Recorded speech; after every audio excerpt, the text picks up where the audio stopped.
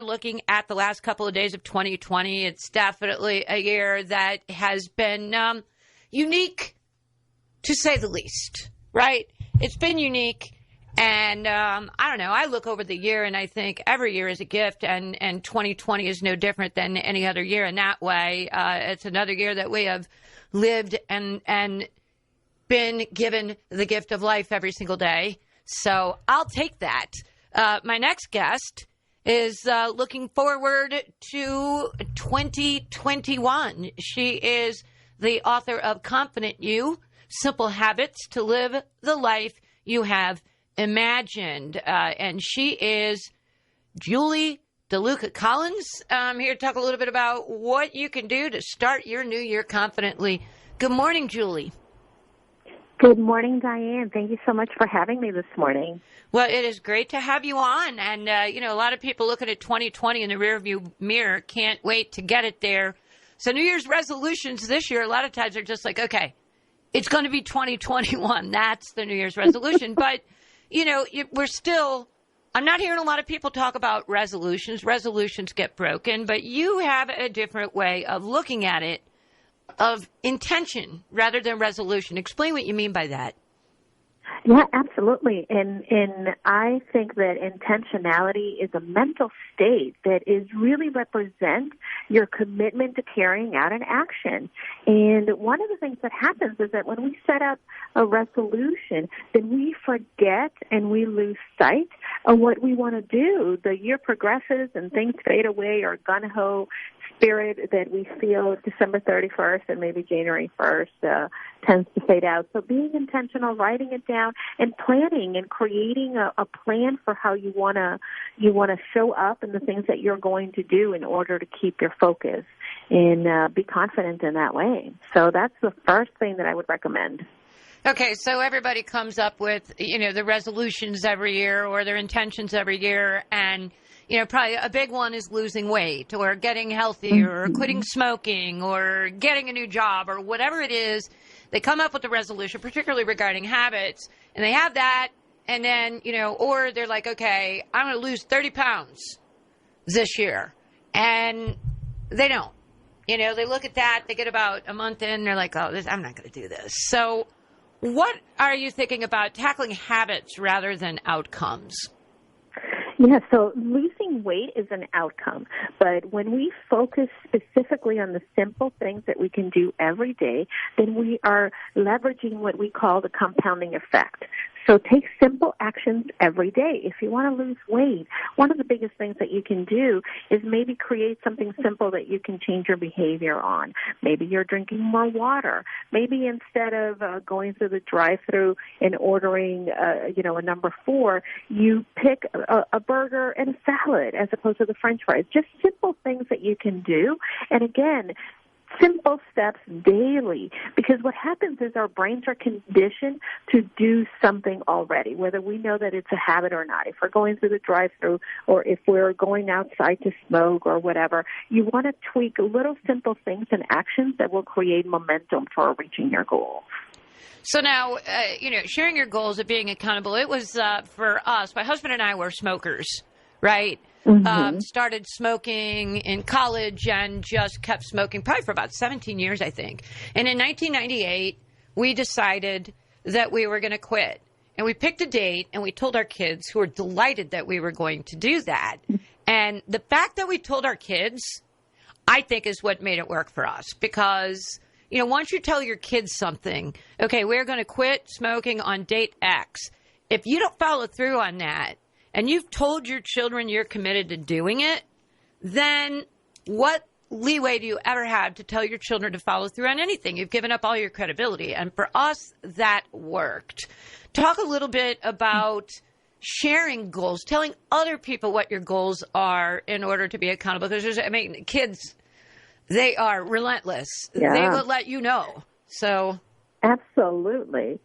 Here's the thing. I use an accountability group, and I have an accountability partner, and 65% of people who use an accountability partner, whether it be a spouse or your kids, or you're putting out your goals out into social media, for instance, then you're going to be more likely that you're going to achieve them, specifically because it's hard work. Sometimes you need a cheerleader, or you need someone to remind you, or you don't want to disappoint others. Sometimes, especially as women, right, we want to show up as best as possible for others, and we put ourselves last. But this can really work to our advantage in helping us keep that momentum going.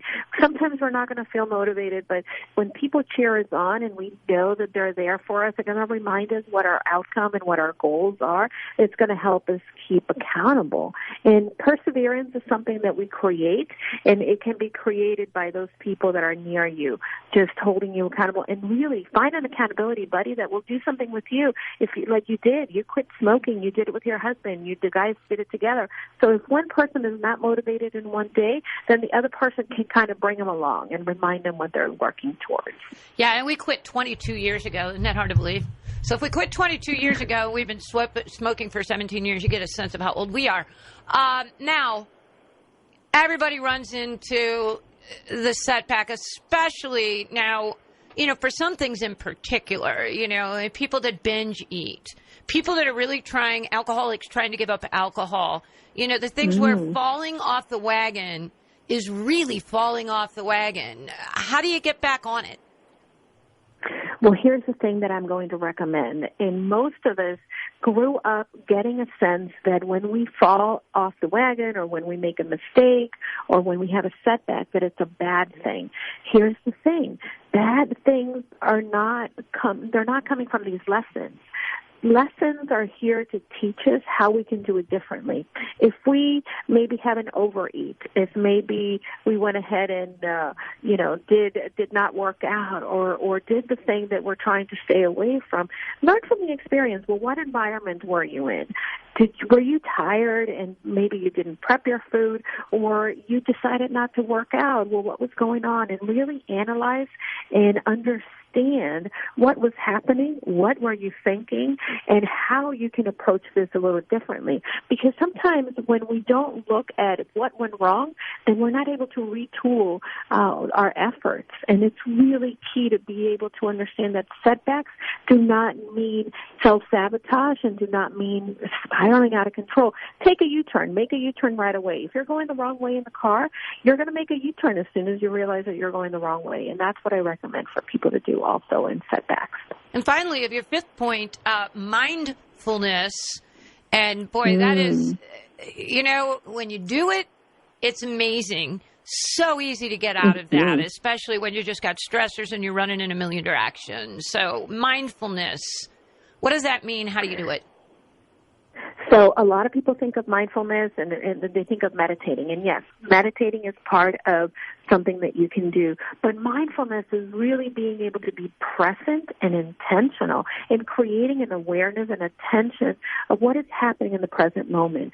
So, for instance, one of the ways in which in the afternoons, which tend to be busy, and I may be in between clients and things are popping up and I become a little stressed, I incorporate mindfulness and maybe in how I make my afternoon tea and really focus on the action, pouring the water, stirring in some honey in there. So mindfulness is not something that is very difficult, but it's just creating really the moments in which you can be present, and it will help you become less stressed.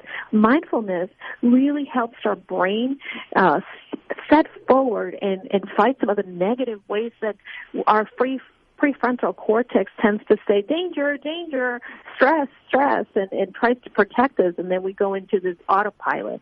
We start to lose that intentionality. So incorporating the mindfulness brings it back to that intention.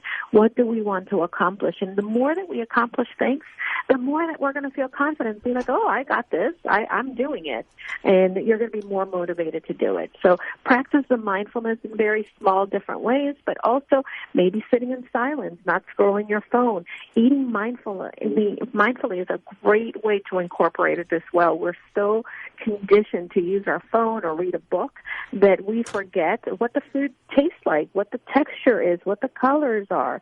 So these are ways in which you can incorporate mindfulness into your everyday.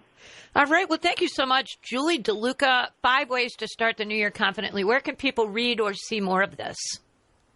Absolutely. Well, I have a guide that incorporates all of these tips on my website, which is goconfidentlycoaching.com. They can find me on the socials at Julie DeLuca-Collins and all of the platforms available. So thank you again, Diane, for having me. Happy New Year. Happy New Year to you as well. Thank you so much.